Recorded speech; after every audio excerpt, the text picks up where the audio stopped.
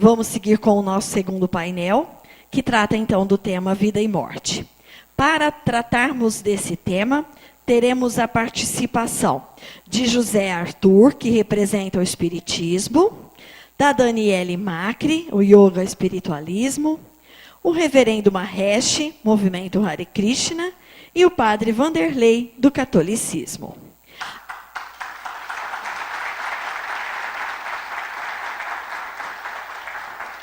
A ordem das exposições também foi definida por sorteio, e é a seguinte: a Daniele é a primeira a falar, em seguida o Padre Vanderlei, José Arthur, e depois, para encerrar, o Reverendo Mahesh. Fiquem à vontade.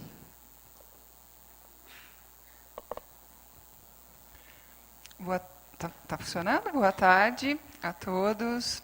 Gratidão imensa por ter sido convidada para falar com tantas pessoas especiais, queridas.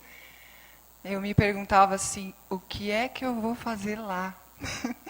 Porque eu sou uma devota. E por devoção, por obediência, como foi falado aqui, a gente tem que seguir esse chamado interno. Estou aqui seguindo meu coração e obedecendo a esse chamado. Eu fui convidada a falar sobre vida e morte. E a pergunta que me foi feita é assim: o que acontece conosco após a morte? A vida parece ser um treinamento para a morte em vida. Se a gente conseguir cumprir com essa morte em vida, teremos um destino diferente. Então, o que é isso, morte em vida? Parece que diariamente a gente é convidado para morrer para o nosso eu individual. Morrer para o nosso ego, que fica criando muitas ilusões, fica criando muitas expectativas. Esse ego, ele tem muitos desejos que nos desviam. Ele quer ter muito, ele quer possuir o controle das pessoas, das ideias. E precisamos morrer para esse ego, que às vezes quer ser especial, ser diferente, ter destaque, ter razão. E a gente precisa aprender a morrer para essa vida fingida que o ego nos faz escolher. Nós fingimos ser algumas coisas que não somos. Então, precisamos aprender a morrer para uma vida que talvez não tenha sentido. Precisamos a morrer para os nossos falsos valores. Precisamos aprender a morrer para tudo que nos distancia de nossa essência, que é puro amor. E tudo que não é amor é do ego. Que a gente aprenda a morrer em vida. Só que sempre, desde que quando nós nascemos, parece que tudo quer nos moldar. Então, os nossos pais, por amor, sem dúvida nenhuma, eles querem nos moldar. A nossa família quer nos moldar. Algumas culturas querem nos moldar. A sociedade quer nos moldar. E a gente vai tomando uma forma que não é nossa. Nós não aprendemos e não temos essa cultura maioria de nós, de nos silenciar. E nesse silêncio, aprender a reconhecer: quem sou eu? O que eu quero para mim? Como eu devo viver? A gente não aprende a silenciar e ouvir esse coração, que é a nossa antena de conexão com Deus. A gente não silencia para ouvir. A gente vai assumindo formas. Tudo que as pessoas querem que a gente seja, a gente é. Então é como se camadas grossas de concreto fossem colocadas nos moldando. E a gente se transforma em estátuas. Estátuas sem movimento, sem amor pela vida, sem um fluir. E a gente começa a sentir que a nossa vida não tem sentido. A gente começa a sentir uma angústia muito grande. É a tua alma gritando: morra! Morra para essa vida que você construiu, mas que não é aquela guiada pela sua essência. E alguns de nós, quando escutamos esse chamado da nossa alma, morra, algumas pessoas confundem esse chamado e se suicidam. Mas o que a gente precisava aprender a fazer é morrer para essa vida moldada, para essa vida que não é guiada pela nossa essência. Esse é a meta do yoga, a nossa união. Inclusive esse evento é um evento de yoga e o qual honro participar, de união de várias mentes brilhantes, de várias linhas. Mas essa é a meta do yoga, morrer para tudo que não é verdadeiro, para você se encontrar em essência. Só que esse chamado do amor não é fácil. Não é fácil morrer para o ego. Não é fácil morrer para as expectativas desse ego. Será que foi fácil para Jesus aceitar a missão dele? Jesus sabia o que ia acontecer com ele. Ele sabia que ele ia sofrer muito. Ele sabia que ele ia ser incompreendido, que ele ia ser maldito. Ele sabia o quanto ele ia sofrer. E a vontade dele era correr, sair correndo. Eu tenho certeza que a vontade dele era sair correndo. Mas, diante de seu livre-arbítrio, ele aceitou o chamado do amor, que era um chamado que sim envolvia muito sofrimento, mas ele morreu como um símbolo de amor e de entrega, de muita coragem, porque ele tinha poderes. A gente sabe que ele tinha poderes. Se ele quisesse, ele escapava. Mas ele obedeceu. Ele obedeceu esse chamado interno. E ele se conectou à fonte. Então, esse chamado nas nossas vidas se dá diariamente. Mas, será que a gente escuta esse chamado? Talvez você esteja numa profissão que não tem nada a ver com você. O teu coração grita lá dentro, bem, sai dali. E não é aquilo para você. Mas você diz assim, mas eu estudei para isso. Aqui eu sou mais respeitado. Aqui eu vou ganhar mais dinheiro. Aqui eu vou ter mais valor perante a sociedade. Mas não é esse o seu caminho. E você se acovarda. Você não obedece esse pulso interno. Às vezes você escuta esse chamado diante de um relacionamento. Não tem nada a ver essa pessoa comigo, mas eu tenho que ficar com ela. Por quê? Porque eu estou dependente, porque é mais cômodo, porque é mais confortável. Seguir esse chamado interno é ter muita coragem e ser muito audacioso.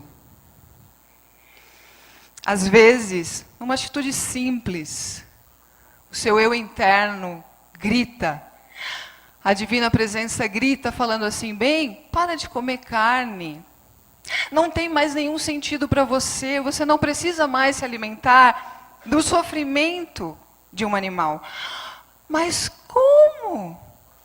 Não, eu adoro a carne, é uma delícia, eu vou morrer sem carne. Então, eu vou parar de ser chamado pelos meus amigos para o churrasquinho. E vai acontecer isso mesmo. E a gente tem que aprender a lidar com isso. Ouvir essa essência que grita e obedecê-la. Se você conseguir não se acovardar e nem se acomodar nessas escolhas do ego, você vai se encontrar cada vez mais com a fonte que lhe guia. Mas se você se acomodar e se acovardar, no momento da sua morte,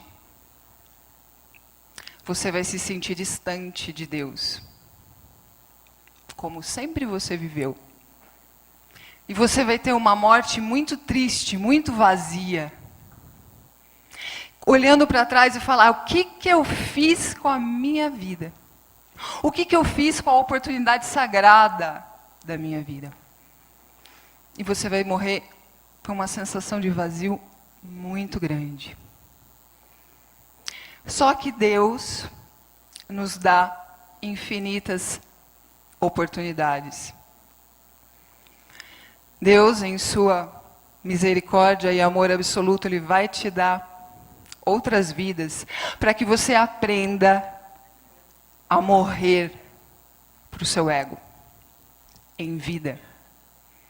E se você conseguir morrer para esse ego, ouvir teu coração te guiando, você vai cada vez mais se conectar à fonte de amor, pulsar nesse amor e conseguir, com esse amor te guiando, cumprir as suas missões.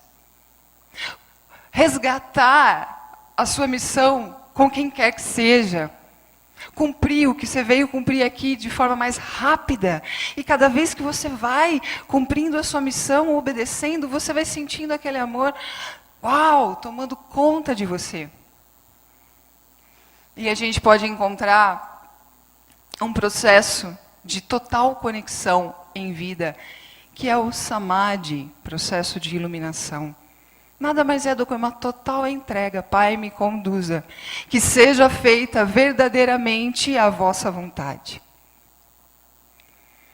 E aí, quando a gente morrer, nesse grau de entrega, o que vai acontecer com a gente é o Maha Samadhi, grande êxtase de conexão.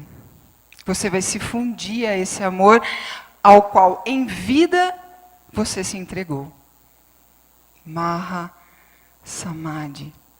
E aí você voltará, se for escolha sua, apenas por amor. Seres realizados só voltam por amor a Deus, por amor à meta. Porque já morreram para o ego. Então, eu tenho alguns minutinhos ainda. Eu convido vocês a fecharem os olhos num processo de meditação. Por favor. Fechem os olhos. Respirem profundo. Sintam a si mesmos. Coração pulsando.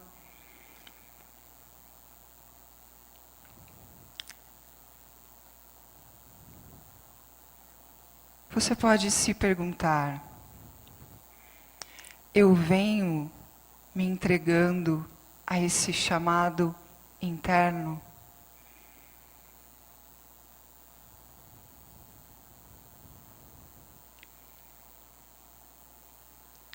Você vem, eu venho obedecendo a esse pulso do amor que me conduz, que quer me conduzir? Ou não?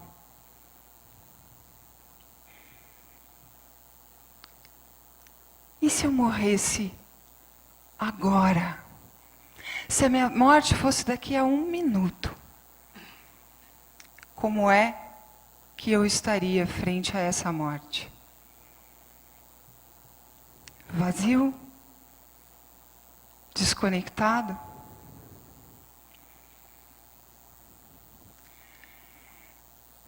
Que possamos nos reprogramar aqui e agora. Que o chamado do amor seja a coisa mais importante que possa nos guiar. Entregue-se cada vez mais a esse amor que quer lhe conduzir, para que no momento de sua morte você se sinta nos braços do puro amor, conectado profundamente a si mesmo. Respirem profundamente, mãos unidas em frente ao peito, honrando o pulso de amor em nós. Profunda gratidão. Namastê. A divina presença em mim saúda a divina presença em todos. Profunda gratidão.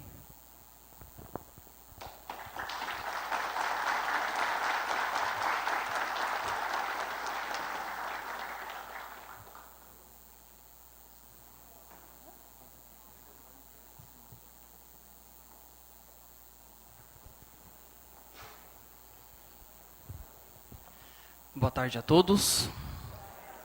Então, uma grande alegria poder retomar, né, este momento. Desde o ano passado, foi em novembro, em que nós estivemos aqui fazendo uma participação, novembro e abril. Então, sou muito grato pelo convite, por estar aqui, podendo compartilhar o pensamento católico com cada um de vocês acerca da vida e da morte. Então, quando nós pensamos vida e morte, é algo muito complexo. Nós não conseguimos pensar a vida sem a morte, nem a morte sem a vida, né? E para a filosofia, Schopenhauer também dizia que era a menina dos olhos da filosofia, né? Era o destaque para os filósofos, assim, algo que era muito próprio para as reflexões, que a coisa vai de uma tal maneira longe, profunda, que tem assunto para se falar sobre vida e sobre morte. Então, quando a gente pensa na vida e na morte, nós não somos os primeiros a estarmos pensando nisso, não, né? Nós olhamos para a história da humanidade, que, aliás, a humanidade precede a religião, né? A religião ela vem depois para explicar justamente essas questões que são nossas, que são espirituais, ao mesmo tempo tão humanas. Nós percebemos que o homem já se questionava sobre a questão da morte. A morte é uma ruptura que não é fácil, né, para enfrentá-la e para poder caminhar com a perda. Então não é fácil para o ser humano enfrentar a morte, é muito difícil. Então já desde os nossos antepassados, mesmo antes de nós imaginarmos as religiões, o homem já deixava escrito em pedras, já deixava demarcado em muitos lugares que a morte era algo para ser compreendido. Realmente precisa ser feita uma compreensão. Então isso é algo que existe desde que nós vivemos, né? Nós nascemos e morremos. É o ciclo da vida. Nós nascemos, tudo aquilo que nasce, de uma certa maneira morre. Até mesmo aquilo que não nasce, que nós já vemos na natureza pronto, que nós não conseguimos imaginar um nascimento daquilo, vai se desfazer. De uma certa maneira tem um tempo, vai ter uma validade, vai ter uma duração. Então essa é a passagem que nós fazemos e que as coisas que existem na natureza vai se transformando. Então nós, como religião, vamos procurando nos achar, nos situar nesse meio. A religião dá a resposta a partir daquilo que cada um teve de experiência a partir da sua religião. Nós, como católicos, nós temos uma posição e nós não conseguimos pensar a não ser da visão de Cristo, né? Então, por isso que o católico olha como Cristo modelo. Cristo é o modelo. Mas antes mesmo, né, não podemos deixar passar esse conceito, né, que é importante. Já se tentou, através dos mitos, explicar a questão da vida e da morte, né? Quem tem um contato com a mitologia, a gente vê que existe muitas explicações, o porquê da vida, o porquê da morte. Então nós vamos percebendo como que isso foi, de uma maneira ou outra, sendo explicado, foi tentando dar uma solução. Olha, é por isso, é por causa disso. Então isso é muito rico em questões dentro das mitologias. É mentira? Não, tem o seu fundo de verdade. Eu gosto de olhar para as mitologias e, de uma maneira ou outra, algumas coisas, sobretudo as mitologias gregas, né, dizem muitas coisas interessantes. A gente olha e fala assim, olha só, como que eles conseguiram achar uma verdade aqui, algo que pudesse dar um sentido para aquilo que era o questionamento deles da época, né? Desprovidos de tantos outros pensamentos, de tantos outros recursos, eles chegaram em determinado momento e pensaram aquilo. Então isso é muito rico. E depois, ao longo da história, já começa lá com Platão, já vai dizer que entre o dualismo, né, corpo e alma, onde que o corpo é prisão da alma. Então o corpo está aprisionando a alma. Então, para que o homem seja liberto, ele precisa se libertar, né? Então lá, na libertação, é que o homem vai encontrar realmente o seu sentido, as respostas para aquilo que ele vive. Então isso já estamos lá, né? Platão é de 428, né? Nasce em 428, lá atrás, antes de Cristo. Né? Então Platão vai procurar dar respostas, né? Nós temos aí Sócrates, Platão, Aristóteles, que já entra com a questão matéria e forma, já entra conceituando, mostrando, depois logo que vai ter outras interpretações, mostrando que a matéria, tanto a matéria quanto a forma, é importante, né? Enquanto outros conceituavam que somente a alma tinha importância e a libertação dessa alma. Então são conceitos que foram sendo elaborados e a filosofia foi caminhando, foi conceituando, né? Chegamos até Heidegger, né, que é pouco tempo, morre em 1927. Então esse conceito de vida e morte foi algo realmente muito pensado, elaborado, e muitos filósofos pensaram sobre isso e tiveram os seus conceitos. Mas para falar propriamente do conceito a partir do cristianismo, a partir do catolicismo, nós olhamos para Jesus Cristo e vemos nele a referência. Olhamos também um pouco para o Antigo Testamento e percebemos algumas coisas importantes, e eu destaco aqui, quando Deus aparece para Moisés na sarça ardente, ele vai dizer para ele que ele é o Deus de Abraão, de Isaque e de Jacó. Moisés está depois desses três. Ele é um Deus dos vivos. Deus não é um Deus dos mortos. Ou seja, eles já tinham passado, né, Abraão, Isaque e Jacó, porém, eles continuavam vivos. Né? Para o conceito judaico, eles entendiam que não morriam. Né? De uma certa maneira, eles estavam vivos, mesmo depois da morte. Então, para nós também, cristãos católicos, acreditamos que após esta vida, nós não morremos. Né? Jesus vai dizer que todo aquele que crê e vive em mim não morrerá jamais. Né? Então, ele vai dizer que nós temos uma vida após essa morte, uma vida após essa vida. Né? Nós não morremos, não acaba, a vida não tem um término. Com o fechar dos nossos olhos, quando estivermos sobre uma mesa, um caixão, ou quer seja cremado ou o que for. Nós temos a esperança de uma vida após essa morte, até esperarmos a ressurreição. Então, o católico acredita na ressurreição. Como nós olhamos para Cristo e vimos isso, entendemos isso a partir da sua vida, nós vemos e percebemos que é importante tudo aquilo que ele fez e viveu. Então, uma coisa interessante, quando nós olhamos para o Evangelho, em Lucas, no capítulo 7, por exemplo, nós vemos Jesus que ressuscita. Ele faz uma ressurreição no filho da viúva de Naim. É um episódio que Jesus está chegando na cidade e a viúva está saindo. A viúva perdeu seu marido, está saindo com seu único filho homem. Né? Ali ela está saindo da cidade, se depara com Jesus, e Jesus ressuscita o menino, põe o menino em pé, ressuscita e faz ali um milagre da ressurreição. Um outro episódio também, que Jesus é chamado para curar a filha de Jairo, né, no capítulo 8 de Lucas. Jesus tem um episódio no meio, Jesus cura a mulher que sofre de um problema, de um fluxo de sangue, depois entra, o texto é cortado ali, né, tem um corte no texto, depois entra que ele vai, no segundo momento ele vai até onde está a filha de Jairo, só que chega lá, ela já tinha morrido. E Jesus ressuscita a menina também, pega na mão da menina, ressuscita a menina e dizem, pode dar comida para ela, não morreu não. Ressuscita a menina. E um terceiro episódio que nós vemos é a ressurreição de Lázaro. Jesus era muito amigo de Marta e Maria, irmão de Lázaro. Lázaro morre, Jesus só chega no local depois de 4 dias.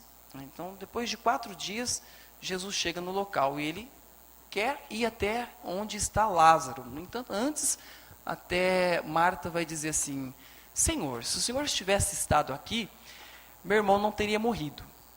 Ou seja, ela sabia que Jesus era o remédio para que Lázaro não morresse. Ela confiava, sabia que Jesus poderia fazer alguma coisa, era amiga íntima de Jesus, e somente depois de 4 dias Jesus se coloca lá no meio. Jesus fala mais uma vez da importância da ressurreição.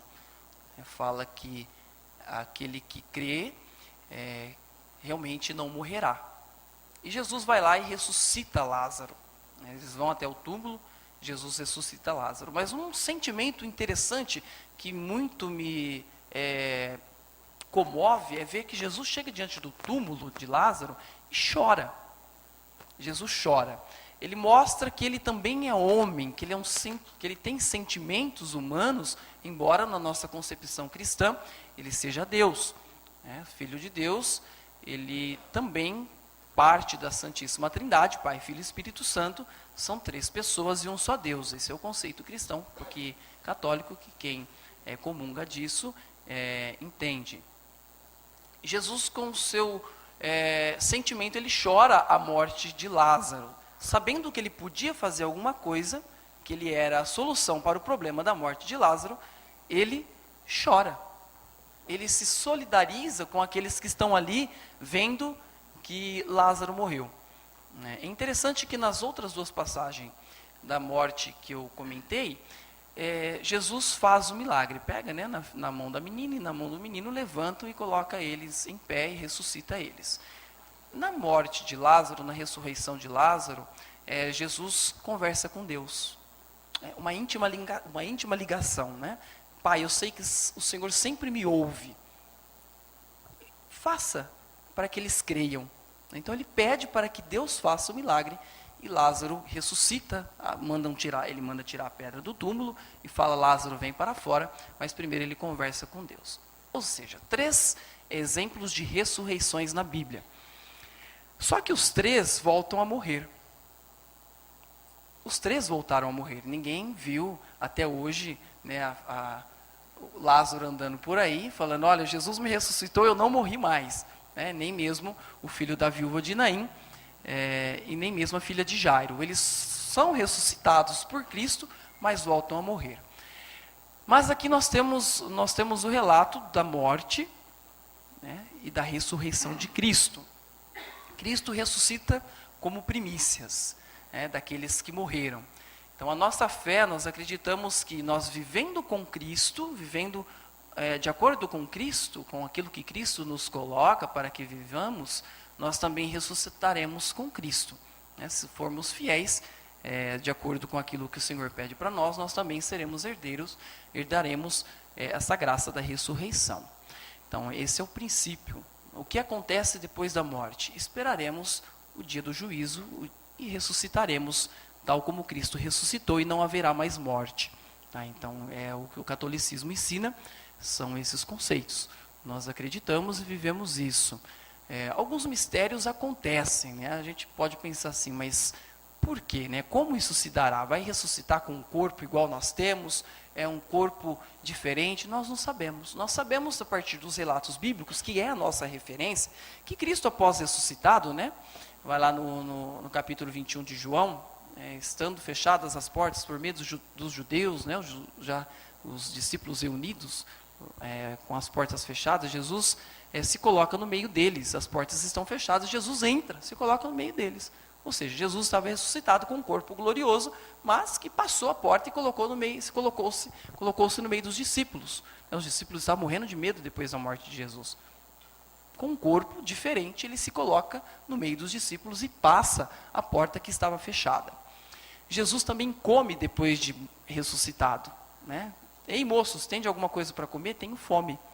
Então, são esses relatos que nós temos, bíblicos, que nos fazem entender um pouco que a ressurreição se dará de uma forma em que teremos um corpo diferente e viveremos aquilo que foi o sonho de Deus antes do homem pecar. Então, são esses conceitos que nós trabalhamos e procuramos viver a partir disso, tá?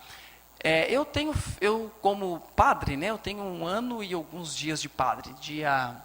Em novembro do ano passado, quando eu falei aqui pela primeira vez, eu tinha 17 dias de padre. Era padre fresquinho ainda, né? Eu tinha acabado de sair do forno. E agora, dia 7, eu fiz 1 ano de padre. Neste 1 ano de padre, a gente como padre, vocês sabem que nós somos muito chamados para dar a unção dos enfermos, que são um dos 7 sacramentos, que a gente acredita que se a pessoa lhe pede perdão e recebe esse sacramento, ela tem os seus pecados perdoados e recebe aí a graça de ir para o céu, mesmo no momento ali que ela está morrendo. São muitos sacramentos da unção dos enfermos. A gente visita muitos doentes, dá muitas unções, né? Unge com óleo ali no momento já prestes da morte. E também faço muitos velórios. Então a gente se depara muito com essa questão da vida e morte. Doentes que a gente visita, num dia está otimista, esperançoso, no outro dia está morto. Ou que morreu na minha frente, estou lá para dar unção no hospital, a pessoa morre na minha frente. Então eu me deparo muito com situações assim, que nos faz questionar muitas coisas, sabe? A gente vê a pessoa morrendo na tua frente, a gente presencia essas questões, vida e morte. E uma das coisas que me chama muita atenção é ver como as pessoas morrem. Né? Então a morte está muito ligada com aquilo que a gente vive, do modo como a gente vive. Então, se eu vivo de uma maneira crente, de uma maneira realmente fiel, altruísta, uma pessoa que se doa, que vive aquilo que são os princípios cristãos, eu vou saber morrer. Né? Então eu morro de acordo com aquilo que eu vivo. Só que se eu for uma pessoa mesquinha, eu vou ter dificuldades para morrer também, porque eu não quero entregar, né? Então a gente sabe que aquela pessoa tem bens, tem propriedades, então ela fala, para quem que eu vou deixar aquilo, né? Então ela morre assim, angustiada, sabendo que tudo aquilo que ela construiu vai ser dizimado, né? Então a pessoa morre de acordo com aquilo que ela vive. Então isso é algo que nós devemos pensar muito bem como nós vivemos, se nós queremos morrer de um jeito ou de outro. Então cabe a nós refletirmos como nós vamos morrer. Uma cena que me chamou muita atenção esses dias também é a morte de uma irmã argentina, uma religiosa, que no momento da sua morte, ela morre sorrindo, né? Então isso viralizou na internet, né? Agora está assim muito essas questões de viralizar. Então a foto dela percorreu, você pode pesquisar na internet, irmã que morre sorrindo. Então no momento da morte dela, ela abre um sorriso. Então a gente não sabe o que aquela mulher viu na hora da sua morte. O encontro que ela teve. Né? Então ela morre sorrindo, com um ar, com um sorriso tão sereno, que ela vai para o seu caixão desse jeito. Né? O jeito que ela viveu como consagrada, doando, entregando a sua vida todos os dias, fez com que ela tivesse uma morte também serena. Né? Morreu do jeito que ela viveu. Nós temos também alguns fenômenos que acontecem, que é muito comum, como por exemplo o corpo de Santa Rita de Cássia está do mesmo jeito que ela morreu. Está lá, em Cássia, do mesmo jeito, o corpo não se desfez. São Benedito também, o corpo está do mesmo jeito. Por quê? Está esperando a ressurreição? É uma pergunta. É alguma coisa que ela viveu do jeito que ela viveu, alterou a realidade humana? Pode ser. Mas o que chama a atenção é ver que existem alguns fenômenos que a gente para e fala assim, meu Deus, o que é essa vida? Ah, mas esse corpo foi colocado em condições que favoreceu, não teve micróbios. alguns ficaram o coração, alguns ficaram a língua, de Santo Antônio de Pádua, por exemplo, que era um exímio pregador, que pregava, quando pregava no século XIII, os peixes vinham escutar a sua pregação, quando os homens não queriam escutar, só a sua língua permaneceu. Está do mesmo jeito. São fenômenos que a gente vê. O que será que é essa vida que nós lidamos e brincamos com ela? Então, muitos fenômenos acontecem. Existem praticamente 2.000 santos ou em processo de canonização que se encontram nesse estado, né?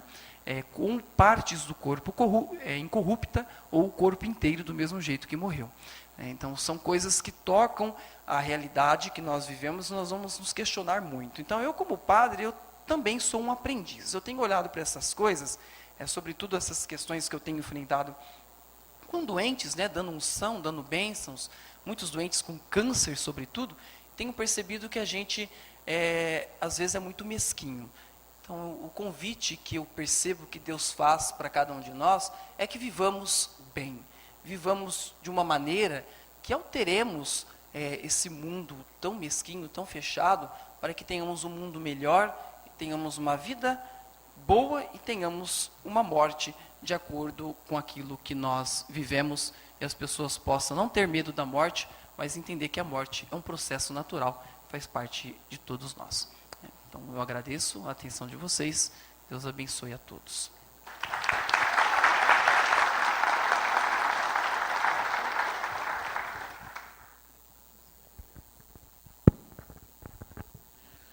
Muito boa tarde a todos.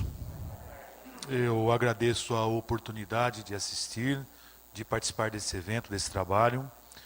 Entendo como um trabalho com ideal muito nobre, muito edificante, objetivos do bem, o conhecimento, a filosofia, a quebra de preconceito.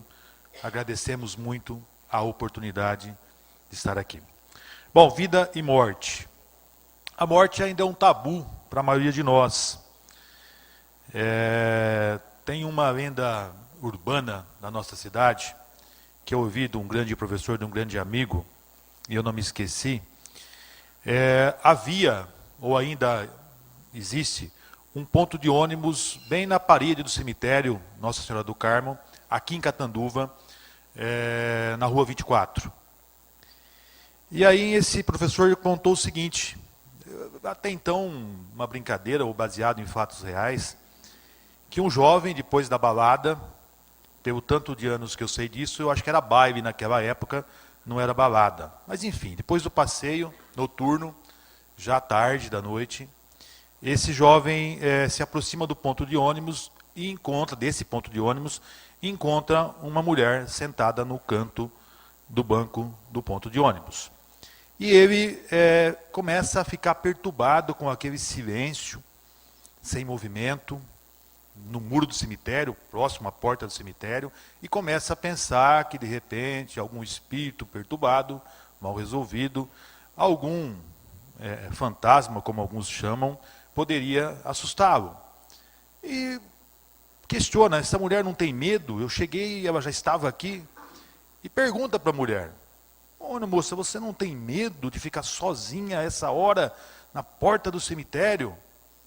E a moça disse, quando eu estava viva eu tinha. Obrigado por rirem. Mas enfim, essa é uma questão comum. Para nós espíritas, vida e morte são leis de Deus, são leis naturais, fazem parte da existência, são necessárias, têm um objetivo. Nós enxergamos Deus, Deus único, a doutrina espírita, o espiritismo enxerga Deus como Deus único. Nós temos, como foi dito aqui, apenas um Deus, onipotente, poderoso, absolutamente bom, misericordioso. Um Deus que cuida de cada um de nós como se fôssemos únicos. Tudo sai de Deus, como disse a nossa irmã. Nós acreditamos nisso. E esse Deus de bondade, esse Deus que quer que façamos o que é certo, esse Deus de amor, ele só dá uma certeza a todos nós. Qual é a certeza que todo mundo aqui tem? Vai morrer. Mas se quem dá essa certeza é tão maravilhoso, é Deus, é perfeito, eu concluí, estudando a doutrina espírita, que a morte é algo bom. A única certeza que Deus me dá tem que ser alguma coisa boa. A morte é algo bom. E por que nós temos medo da morte? Porque nós não temos o conhecimento. Nós desconhecemos. Porque nós não estamos com a nossa consciência tranquila, muitas vezes. Como diz o querido irmão, agora, porque estamos apegados. Apegados aos bens materiais, às ilusões desse mundo, às ilusões da nossa mente. O Espiritismo é uma doutrina que estuda a natureza, a origem e o destino dos seres, dos espíritos. Bem como a relação que existe entre essa dimensão e a dimensão invisível, a dimensão do mundo espiritual. É uma filosofia espiritualista.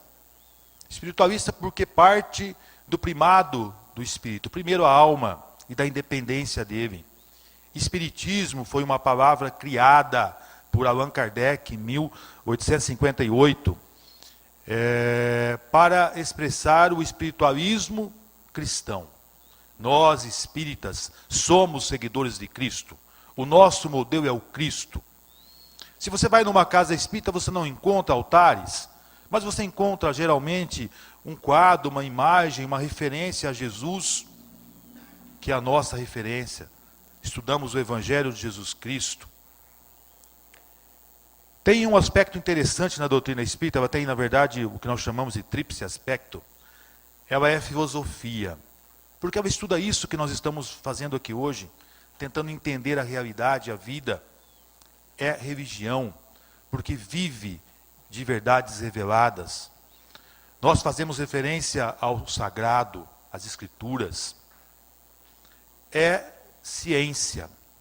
Nós, espíritas, entendemos que devemos experimentar, observar aquilo que acontece, aceitar aquilo que a ciência comprova. Porque a ciência, na verdade, não tem inventado nada, vem descobrindo as leis naturais, entendendo as leis naturais, as leis de Deus.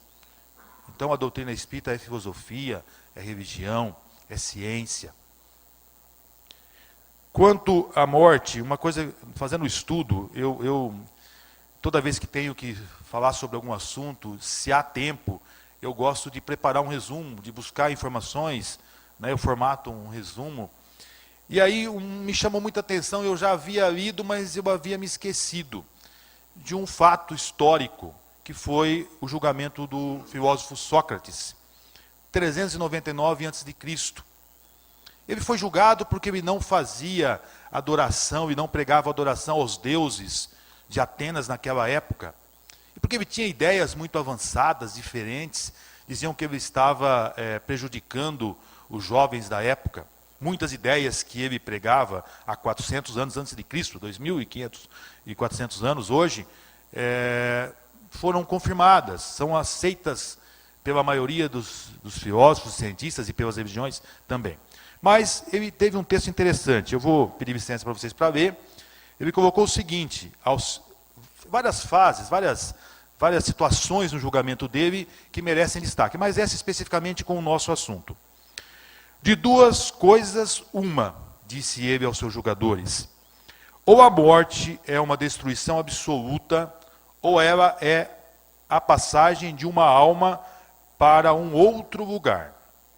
Se tudo deve se exterminar, a morte será como uma dessas raras noites que passamos sem sonho e sem nenhuma consciência de nós mesmos. Apagou. Mas se a morte não é senão uma mudança de morada, a passagem para o lugar onde os mortos devem se reunir, que felicidade nele reencontrar aqueles a quem se conheceu. Meu maior prazer seria o de examinar de perto os habitantes dessa morada e de aí distinguir, como aqui, aqueles que são sábios daqueles que creem ser e não o são. Mas é hora de nos deixarmos, disse aos jogadores. Eu para morrer e vocês para viver, foi o que ele disse aos juízes. E logo em seguida ele foi tomar o veneninho que ele precisava tomar lá para cumprir o papel dele. Nós espíritas acreditamos nisso, que após a morte nós nos encontramos com outros espíritos. A vida continua. Uma referência importante para aqueles que querem se aprofundar no assunto, assistam o filme Nosso Lar. É uma obra de arte do cinema, até para quem não é espírita, é gostoso de assistir, considere uma ficção, se assim preferir, mas é muito bonita a história. E ele mostra bem aquilo que nós espíritas entendemos a respeito da morte e da vida. Mas enfim, seguindo aí as ideias, meu reino não é desse mundo, disse Jesus a Pilatos. Isso está em São João 18, 33. Pilatos, vou ver o texto, como foi o texto evangélico. Pilatos, tendo entrado de novo no palácio e feito vir Jesus à sua presença, perguntou-lhe: És o rei dos judeus? Respondeu Jesus: Meu reino não é deste mundo. Se meu reino fosse deste mundo, a minha gente houvera combatido para impedir que eu caísse nas mãos dos judeus. Mas o meu reino ainda não é aqui. E Pilatos continua: É, pois, rei? Jesus lhe respondeu: Tu o dizes, sou rei. Não nasci e não vim a este mundo para senão dar testemunho da verdade. E aqui no Evangelho, segundo o Espiritismo, existe é o mesmo Evangelho que todas as religiões usam. Só para esclarecer, alguns desconhecem isso, há um preconceito em relação a isso. O Evangelho, segundo o Espiritismo, é o mesmo Evangelho. Só que ao invés do religioso explicar, existe uma explicação de espíritos aqui, feita por comunicações, que a gente vê e pode acreditar ou não pode acreditar, pode duvidar ou não. Olha o que diz aqui. Por essas palavras, Jesus designa claramente a vida futura, a vida continua, que ele apresenta em todas as circunstâncias, como o termo para onde tende a humanidade, e como sendo o objeto das principais preocupações do homem sobre a terra. Todas as suas máximas se dirigem a esse grande princípio, o da vida futura. Sem a vida futura, com efeito, a maior parte dos seus preceitos, dos ensinamentos do Cristo, de moral, não teriam nenhuma razão de ser, pois aqueles que não creem na vida futura, imaginando que ele não fala senão da vida presente, não os compreendem ou os acham sem importância. Aquele que não acredita na vida futura, que não acredita nos ensinamentos evangélicos, ele vive de qualquer maneira, vai acabar tudo com a morte mesmo, o que me importa? Vou aproveitar, abre aspas e fecha aspas, a minha vida, tentando ter do melhor na visão da ilusão humana. Os judeus não tinham naquela época, senão ideias muito incertas quanto à vida futura. Eles acreditavam nos anjos, que consideravam como seres privilegiados da criação, mas não sabiam que os homens pudessem vir a ser um dia anjos e compartilhar a sua felicidade. Nós espíritas entendemos que sim. Aqueles que viverem exatamente como prega o Evangelho, seguindo, obedecendo os ensinamentos de Deus, os ensinamentos do Evangelho, chegarão à evolução espiritual, que equivale a dizer anjos, santos, alcançarão, farão exatamente o que Deus nos pede. Vamos achar aqui de novo, gente.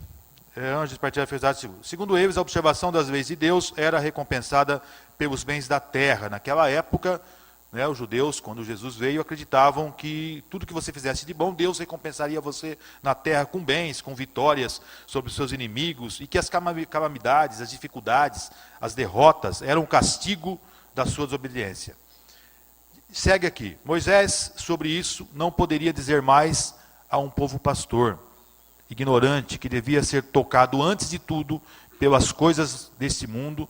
Mais tarde Jesus veio lhes revelar que há um outro mundo, um outro reino, que é a vida eterna. E que nós temos que nos preparar para a vida eterna.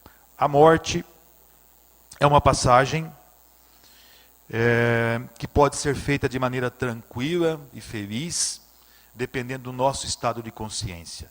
E, sobretudo, do nosso comportamento, do que é que nós fizemos durante a vida, do bem que nós praticamos, do quanto nós respeitamos a lei de Deus. Essa é a forma de ter uma morte feliz. Como diz meu amigo Valdecir sempre, tenha uma boa morte, tenha uma morte feliz. Como? Com a tranquilidade da consciência e, principalmente, sem o apego. Nada nos pertence nesse mundo, Só nos pertence aquilo que nós podemos levar para a vida eterna. Eu não consigo levar a minha casa, o meu carro, a minha empresa, a minha fazenda. Eu não consigo levar nada, nem o corpo eu consigo levar para outra vida, pós-morte. Nada disso me pertence. Isso está emprestado por Deus. A minha filha não me pertence, o meu filho não me pertence, a minha esposa não me pertence. São seres, criaturas de Deus. Nós, espíritas, somos criacionistas. Nós acreditamos que tudo foi criado por Deus, tudo e todos foram criados por Deus. E acreditamos na evolução dos seres. Deus criou e permitiu, através do livre-arbítrio, a evolução dos seres, do mundo, dos universos. Nós acreditamos nisso. De uma maneira objetiva, a resposta. O que é que nós esperamos após a morte? A vida eterna. A vida continua numa outra dimensão.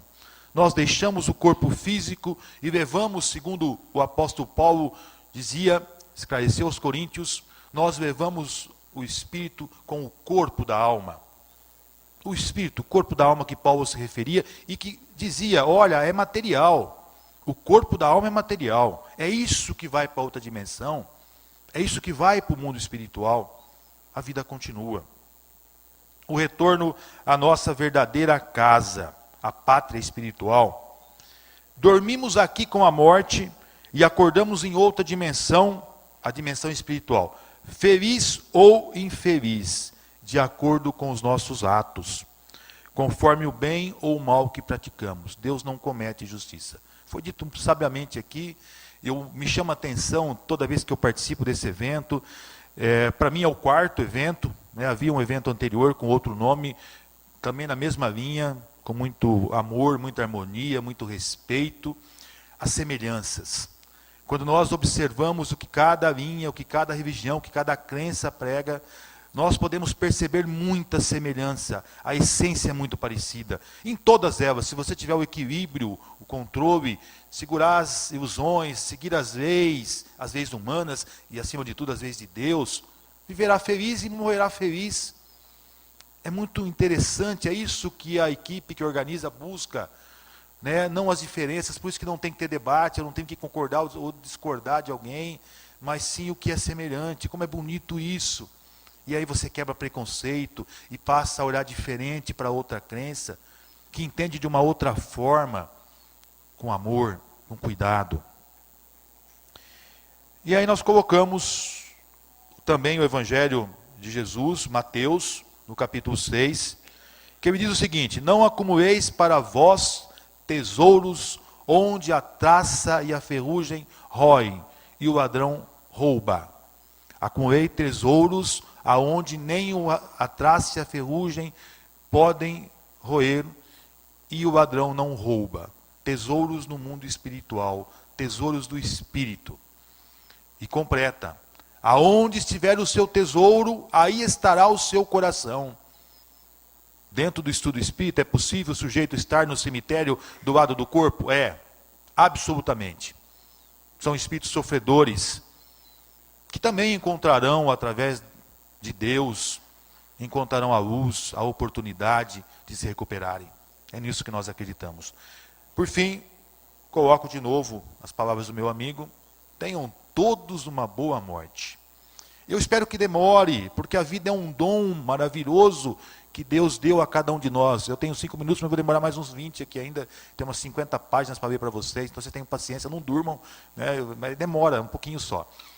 A vida é um dom que Deus dá para nós. Deus permite que cada um de nós aprenda, se desenvolva, tenha o livre-arbítrio, pratique o bem, se melhore. Nós temos que usar até o último segundo da vida que Deus nos deu. Nós não podemos abreviar de forma nenhuma a vida, seja pelo suicídio ou pelos vícios, o suicídio indireto, que nós não cuidamos da nossa saúde, a bebida, o cigarro, o pouco sono. Cuide do seu corpo, Deus te deu esse instrumento para viver. Não cometa o suicídio, a dor é terrível, não façam isso. Deus te deu essa bênção. O suicídio é um crime tão horrendo como o homicídio, e você é o culpado disso. O livre-arbítrio. Vivamos até o último segundo, aprendendo, melhorando, E, se possível, se arrependendo daquilo que nós fizemos de errado, querendo ou não. Isso é ter uma boa morte. Mas ter uma boa vida é, como disseram aqui, não se perder nas ilusões do mundo. Fazer o melhor, ser bom, justo. Meus irmãos, é isso que a doutrina espírita fala, acredita, entende, estuda sobre a vida e a morte. Dons que Deus nos dá, que temos que aproveitar. E a boa morte, que é o fim da história, nessa existência, é sem apego, é com a consciência tranquila. Provavelmente a nossa irmã argentina, citada pelo meu amigo, estava assim. Não tenho nada a me apegar, fiz tudo o que eu pude de melhor, dediquei a minha vida à obra de Deus, vou morrer feliz. Vou passar para outra dimensão feliz. Muito obrigado pela atenção de vocês. Que Deus abençoe a todos, meus irmãos e minhas irmãs.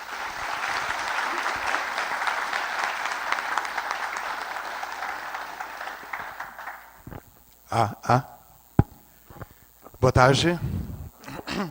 Então, meu nome é Maheshwara Chaitanya, né, mais conhecido como Mahesh, do Vaishnavismo Gaudiya, mais conhecido popularmente por Hare Krishna, que está inserido dentro daquilo que academicamente se classifica como hinduísmo.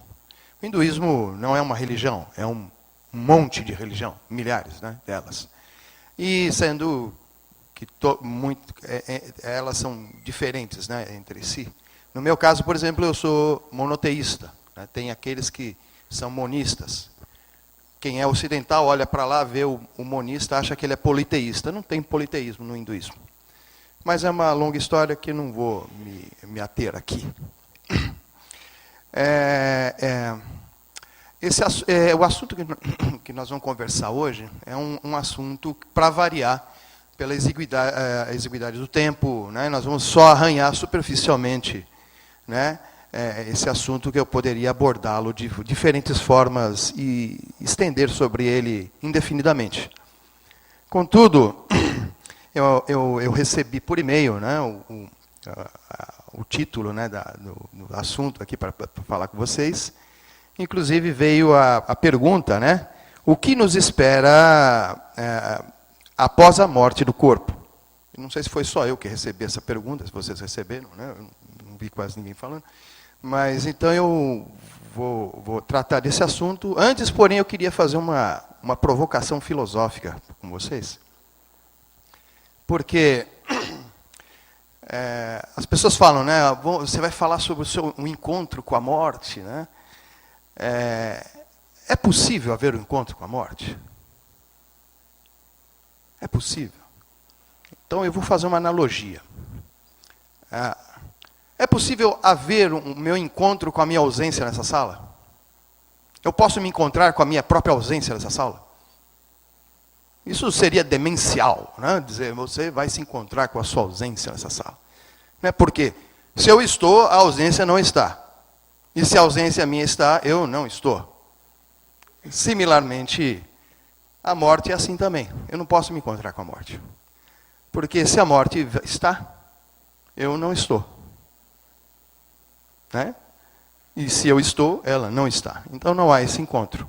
Porque a morte não é uma entidade em si. A morte é um processo. Então é só um início de reflexão, né? Um interessante início de reflexão. Mas eu, prosseguindo, antes de mais nada, para a gente saber para onde que a gente vai depois que a gente morre, né? O que nos acontece. Isso da perspectiva Vaishnava Gaudiya, né? Perspectiva védica. É interessante a gente já começar do seguinte ponto de partida. Normalmente as pessoas falam que quando você morre, você deixa o corpo, você vai para o mundo espiritual. Morreu, vai para o mundo espiritual. Do ponto de vista védico, não. Quando você morre, você vai para o mundo material sutil. O que a maioria das crenças falam que é espiritual, para nós é material sutil. E o que a gente chama de espiritual não é mencionado em nenhum lugar, a não ser dentro do conhecimento védico. Então, para explicar melhor sobre isso, Eu vou ter que contar rapidamente aqui, né, uma historinha de como é que isso se sucede.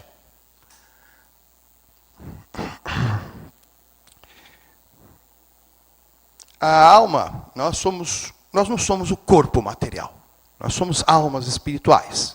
A alma espiritual, ela é igual a Deus em qualidade, diferente em quantidade. Né? Para você entender isso, eu posso fazer uma analogia também. Por exemplo, eu pego o copo de água do mar, né? Todas as propriedades do copo d'água na minha mão são iguais à propriedade do mar, não são iguais? Né? São iguais em qualidade. Mas eu posso criar uma baleia num copo aqui? Não. E várias baleias? Não. No oceano eu posso? Posso. Então, apesar de ser igual em qualidade, em quantidade é diferente, e isso redunda em coisas que... Então, Deus, ele é igual a gente em qualidade, mas diferente em quantidade. Ele pode coisas que nós não podemos. Então, é dito que as almas espirituais se encontravam no mundo espiritual que em sânscrito se chama Vaikuntha. Né? Em Vaikuntha, então, as almas estavam lá e por algum motivo que eu não vou me estender aqui, não tenho tempo hoje, né, para falar sobre isso, resolveram experimentar uma coisa que não há no mundo espiritual. E o que não há no mundo espiritual é morte, tristeza, ignorância, né, dor. Né? Então, então, nesse momento, a alma deseja experimentar isso. Ela vem para esse mundo material. Esse mundo material, Krishna, que na linguagem védica é Deus, nós chamamos Deus de Krishna. Quando Krishna explica na Bhagavad Gita que esse mundo material, ele é a sua energia ilusória. A função dessa energia ilusória é fazer com que as almas se esqueçam que ela é uma alma, se esqueça que ela tem uma relação eterna com Deus, e ela surge aqui ignorante. Então, quando a alma deseja experimentar a morte, experimentar a ignorância, a dor, ela vem para o mundo material, e essa alma ela é condicionada por essa energia chamada Maya. E quando essa energia Maya, né, condiciona a alma espiritual, ela é igual a Deus, como eu falei, em qualidade. Sat Chit Ananda Vigraha, personificação da eternidade, conhecimento e bem-aventurança. Ela é assim, ela é cheia de conhecimento, bem-aventurança e eterna. Mas quando ela entra no mundo material, essa energia encapsula ela. Ela vai sendo condicionada. E aí surge aquilo que se chama de invólucros, capas, corpos. Né? Então, as Santas Escrituras Védicas mencionam que existem 5 corpos que se formam quando a alma penetra na energia material. Assim que ela entra, ela já perde de cara a bem-aventurança. E se forma a Anandamaya Kosha, que é o invólucro onde fica retida a sua bem-aventurança. A segunda coisa que você perde é o conhecimento transcendental absoluto. Você perde e fica ignorante. E aí se forma Vijnana Maya Kosha, o corpo do conhecimento transcendente. Depois, a próxima capa se chama Manomaya Kosha, que significa corpo da mente sutil. É onde se forma o falso ego, aquilo que ela estava falando sobre falso ego. É nesse corpo, Manomaya Kosha. Aí está a mente, está a inteligência e o ahamkara, que é o falso ego propriamente dito. E é aí que surge essa impressão de eu, como eu aqui, né, separado de Deus, separado de tudo, uma ilha afetiva. Nós somos ilhas afetivas. Eu não sei quem é esse cara aqui, eu não sei se ele de verdade é uma pessoa, eu acho que ele é. Mas eu não tenho como saber o que passa na cabeça do outro, o que o outro é. Eu estou isolado do mundo, né, porque eu estou, né, nesse ego. E estou ignorante, por isso... E é dito que tudo que existe no mundo espiritual existe no mundo material, só que de uma forma distorcida. Vocês falaram de Platão. Platão falava da caverna, né? da analogia da caverna é exatamente isso. O que tem lá fora tinha dentro da caverna, só que era uma projeção distorcida, um borrão na parede. E é isso que é a vida material. A vida material. Então lá nós temos uma identidade espiritual, aqui também. Só que lá é a verdadeira e aqui é a falsa. O falso ego. E abaixo de Manamaya Kosha se forma Pranamaya Kosha. Pranamaya Kosha que é o corpo feito de prana. O que é prana? Energia sutil.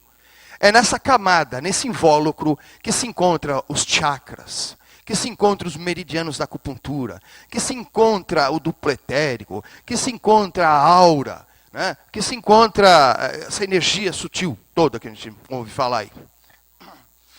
E também esse corpo é responsável pelas sensações sutis.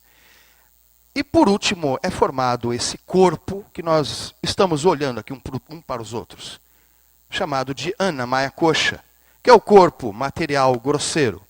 Annamaya Kosha. Amna, em sânscrito, significa grão. Amna, corpo feito de comida. Esse corpo, se você não reabastecê-lo com amna, com alimento, ele deixa de existir. Nossa, eu nem comecei, já tem 10 minutos. Bom, mas então eu vou voar aqui, né? Então surge essa falsa identificação corpórea. Eu estou ignorante, eu acho que eu sou esse corpo, eu não sei que eu sou uma alma espiritual, então eu me identifico falsamente com esse corpo, né? E eu começo a viver em função dessa falsa identificação. Então, e quando você surge nesse mundo, você pode pegar diferentes tipos de espécies de corpos. A literatura védica fala que existe 8.400.000 tipos de espécies, de formas de vida que podemos ocupar neste nosso universo aqui. Porque o conhecimento védico diz que existem muitos universos. É uma teoria de multiversos. Não tem só esse universo, muitos universos. Este universo possui 14 sistemas planetários. O planeta Terra está em nível de evolução intermediário. Você tem os planetas inferiores e os planetas superiores, né? São 7 para cima, 7 para baixo. Acho que até no islamismo fala dos 7 céus, né? Nós falamos dos 7 infernos também. 7 situações infernais. Então, Krishna, na Bhagavad Gita, ele explica que a alma ela não morre, ela não pode ser queimada, ela não pode ser molhada, ela vive quando o corpo morre, né? Ela continua. E depois que o corpo desencarna, né, dependendo do seu karma, e karma, gente, olha, eu quero falar uma coisa aqui, karma não é uma coisa só do espírita e do hindu, não, é uma coisa universal. Até o pastor aqui acredita em karma, por incrível que pareça. Todo mundo acredita em karma. Por quê? Porque karma em sânscrito significa ação, atividade. E toda ação corresponde a uma reação. Jesus falou, não julgueis para não serdes, porque na medida que você julgar, você será. Porque essa é a lei. Que lei? A lei do karma. Né? Só que o pessoal confunde lei do karma com reencarnação. Não tem nada a ver. Uma coisa é uma coisa, outra coisa é outra coisa. Por isso que eu digo que o karma é universal, a reencarnação não. Né? Reencarnação, só judeus, hindus e espíritas, eu acho que, e outros que acreditam, outros não acreditam. Mas dando continuidade, então de acordo com o seu karma, você pode ir para esses mundos superiores depois que você desencarna, né? Pode ir para mundos inferiores, chamados de infernos, e que é interessante, porque quando você perde esse corpo material, né, que é feito de alimento, esse corpo morre. Os outros corpos, eles não morrem.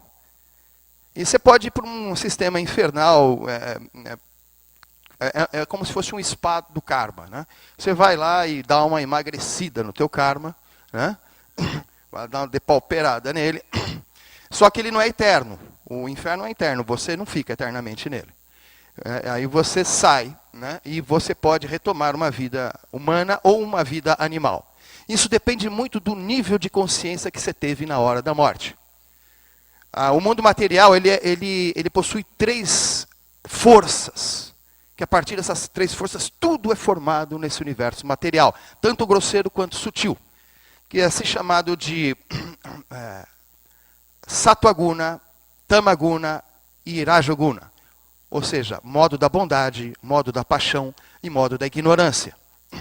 Quando você morre e a sua consciência está no modo da bondade, você vai para os sistemas celestiais. Aquela velha história, morreu, vai para o céu. Só que é um céu material, não é espiritual. E depois de um tempo ele retorna para o sistema aqui onde a gente está. Ou fez coisa errada, vai para um sistema inferior. E se você morre com a mente predominando o modo da paixão, você renasce como ser humano. E se você morre com a mente predominantemente no modo da ignorância, você pode renascer como num corpo de animal. Veja bem que a gente não encara a reencarnação na forma animal como retrocesso.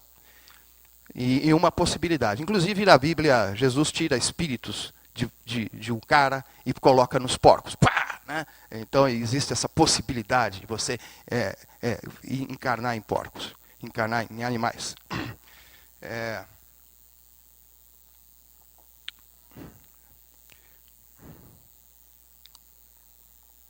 Bom, então, retomando aqui, então você, depende do jeito que está a sua consciência na hora da morte, é o destino que você vai tomar. É muito importante isso. Né? Krishna fala que aquele que se lembra de mim na hora da morte, vem até a mim. Aquele que não se lembra, não vai até ele, não volta para o mundo espiritual. Então, tanto que ele estava crucificado, né? Tinha dois ladrões com ele. Um falou para Jesus e falou assim, olha, lembre-se de mim, né? Eu quero estar com você no paraíso. E começou a pensar em Deus naquele momento, na hora da morte. Ele era um grande pecador, cheio de mau karma. E Jesus virou para ele e falou assim, ainda hoje você estará comigo lá. O que aconteceu com esse mau karma? Ele é pulverizado na hora da morte se você lembrar de Deus. E o outro ladrão não lembrou de Deus, né? Provavelmente foi para um sistema infernal. E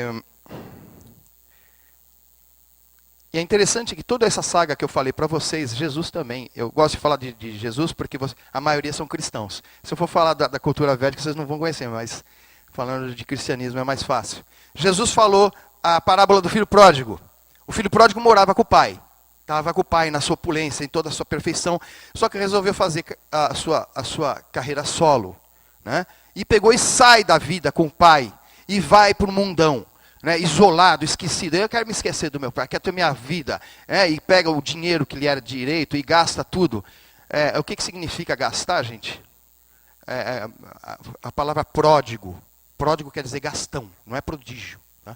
Pródigo, gastão. Ele gasta tudo que ele tem, aí ele fica na rua da amargura, e aí quando ele está na pior, ele lembra que ele tem um pai, que ele ama esse pai, que o pai o ama, e ele resolve voltar para o pai, e o pai o recebe de braços abertos. E é exatamente isso que eu acabei de falar para vocês. Nós estávamos em Vaikunta com o pai, resolvemos ter uma carreira solo, vemos para o mundo material, querer conhecer, experimentar coisas que lá não tem. Quebramos a cara, aí Krishna fala, eu dou o esquecimento, eu dou a lembrança, depende do que você deseja. Então, se a pessoa deseja, ele mostra o caminho pela qual nós podemos retornar a ele. E esse é o processo que a gente chama de Bhakti Yoga, de retomar essa consciência de Deus, essa lembrança de Deus. Bhakti significa devoção. O nosso processo de yoga é baseado no amor a Deus, né? Na devoção ao Senhor Supremo. E através dessa prática, são 9 processos, eu não vou me estender aqui, não tenho como. Né? E dessa forma a gente pode retornar ao mundo. E o que acontece? O mundo espiritual está fora do mundo material, que tem todos esses mundos. E esses mundos aqui são onde está o samsara, o ciclo de nascimentos e mortes, que você está preso. E a ideia do yoga é sair disso e voltar para o mundo espiritual, Vaikunta. Então, quando você se lembra de Deus, quando você se torna um servo do Senhor Supremo, você pode ter essa possibilidade. É a única forma de você sair do ciclo de nascimentos e mortes. É a única possibilidade de salvação dentro da perspectiva védica. Eu tenho quanto? 2 minutos? Então, eu teria muito mais coisa para falar aqui. Eu anotei aqui, nem vai dar para falar, mas espero que numa próxima oportunidade, né? Amanhã eu estarei aqui ainda aqui em Catanduva, eu vou dar uma palestra sobre felicidade. Né? Quem quiser assistir, aí vai ser 1h e pouco de palestra. Né? Quem quiser participar, fala com a Giovana lá na porta, lá, que é ela que está vendo, vai explicar onde que é. E podemos até falar, inclusive, um pouco mais sobre esse tema. Então, eu agradeço a presença e muito obrigado, Hare Krishna.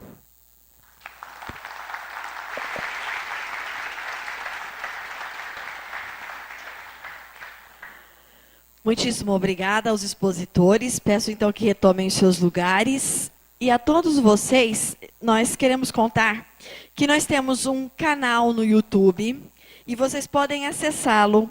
É youtube.com/Religare Grupo de Estudos. Nele já tem vídeo disponível de Entrelinhas, do primeiro Entrelinhas, e este também em breve será disponibilizado neste canal.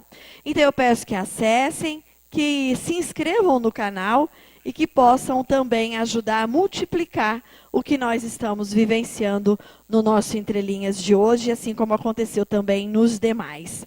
Nós agradecemos. Nós teremos agora um breve intervalo, são 10 minutinhos apenas, então é para esticar as pernas, para beber uma água, para ir ao banheiro. E aí então voltaremos com o nosso último painel, Materialismo e Espiritualismo, com a participação dos representantes do budismo e da Umbanda. Nós também teremos livros que serão sorteados e os números serão entregues a vocês pelos organizadores. Muito obrigada.